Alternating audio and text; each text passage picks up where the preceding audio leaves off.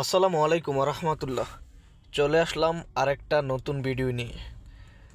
তা আজকের আলোচনার বিষয় হচ্ছে, আমরা যেই কোনো কাজ শুরু করি না কেন, আমরা শুরুতে অল্প দিয়ে শুরু করব। অল্প দিয়ে প্র্যাকটিক্যালিভাবে শুরু করব, ভালোভাবে অল্প থেকে ভালোভাবে অভিজ্ঞতা অর্জন করব, ভালোভাবে শিখব। অল্প থেকে ভালো অভিজ্ঞতা অর্জন করে যদি আমরা ভালো সাফল্য হইতে পারি, তাহলে ইনশাল্লাহ আমরা ধীরে ধীরে ধাপে ধাপে বড়োর দিকে এগিয়ে যেতে পারবো। তো ওই উদ্দেশ্যে আজকের আমার এই ভিডিওটা।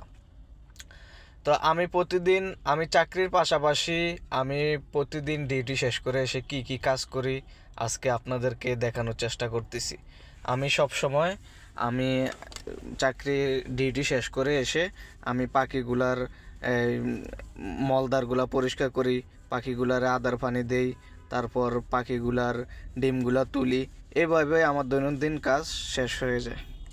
তো বন্ধুরা, আপনারা সবাই আমার জন্য দোয়া করবেন, আমি যাতে এই ছোট্ট খামারটিকে একদিন বড় খামারে পরিণত করতে পারি। তো সবাই দোয়া করবেন আমার জন্য। আর আপনারাও কেউ যদি খামার বা একজন উদ্যোক্তা হতে চান, তাহলে অবশ্যই অল্প পরিসরে ভালোভাবে অভিজ্ঞতা অর্জন করে তারপর ধীরে ধীরে ধাপে ধাপে উপরের দিকে যাবেন, খামারকে বড় করবেন।